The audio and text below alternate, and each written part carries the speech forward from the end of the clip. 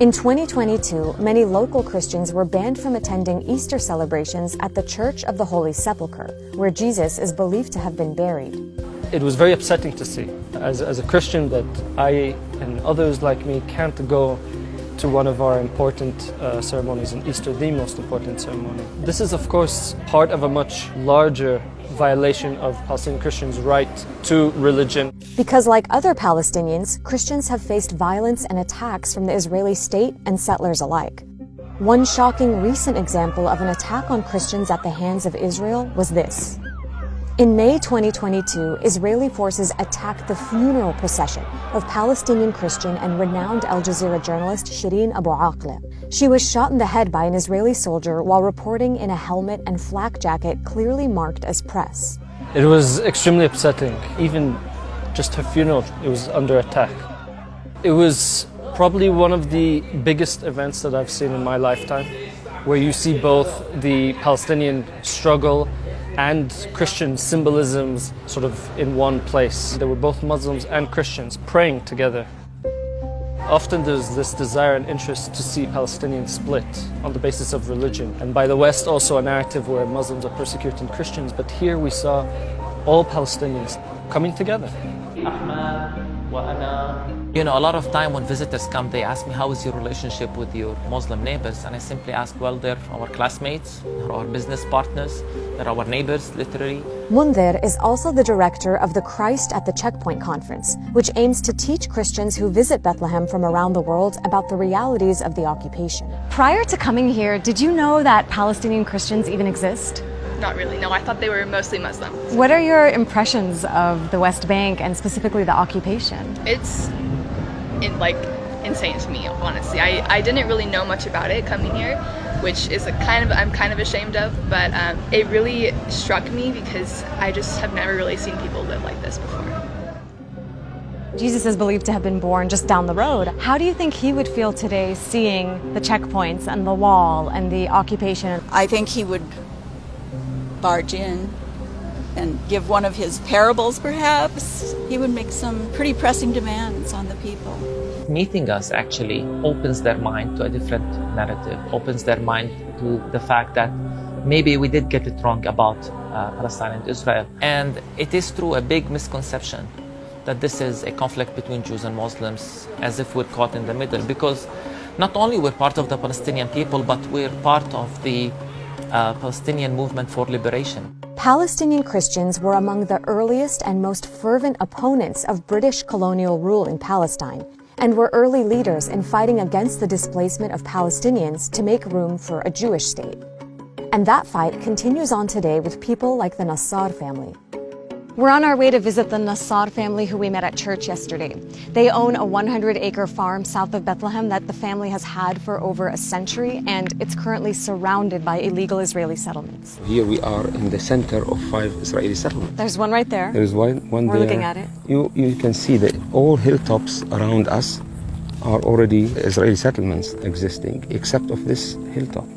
And so we are the only hilltop in this area that is without an Israeli settlement. Dawood's grandfather purchased this land, now dubbed Tent of Nations, in 1916, a full 32 years before the creation of Israel. But now Israel says it owns the land and wants to build Jewish settlements on the Nassar family's farm.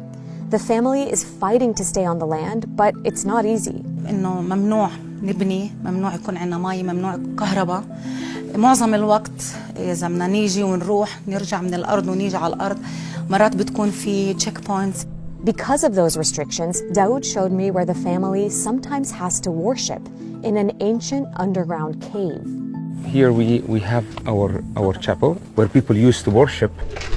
Wow. And still we have also a church service once in a while here. And this is the place where we come together. And it's about like being together, fellowship with one another. Over the years, the Israeli army and nearby settlers have attacked Dawood's farm, setting fire to crops and bulldozing fruit trees. Still, in the face of all this, Dawood says they refuse to be victims. How does your Christian faith inform how you resist this occupation? Jesus also saw a lot of, like injustices happening. We refuse to hate, but that doesn't mean to accept the bad actions that people are doing against us. We are people who believe in justice.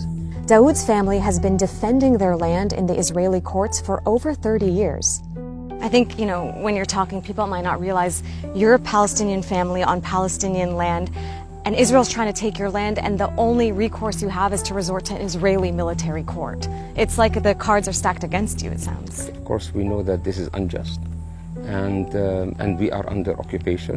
For us, this is the only way to try to protect, keep knocking at the door of justice, In the meantime, Dawood says that most of the other Christian families in the nearby village of Nahalin have left after being pushed out by settlements and blocked off by the wall. You feel that we are the only hope for the village to exist. So our mission to protect the land is not just about protecting the private property, but it is the hope for many people. We ask you to bless our community here and to bless the food. The farm hosts summer camps and activities for the local Palestinian community. It also hosts international volunteers. Thousands have come over the years and have more freedom of movement than the Nassar family themselves. يعني أنا دائما عدة مرات بحكي للجروبات يا ريتني إنه أنا أروح معكم في الباص وتلففوا لنا لأنه مزبوط إحنا ما بنعرف جوا. إحنا ما بنعرف بالضبط من القدس وللشمال هاي يعني ما بنعرف البلد منيح. إذا أنت حطيتيني في القدس أنا ما بعرف بضيع. احكي لي ليش أنتوا وجودكم كعائلة مسيحية مهمة كتير هون؟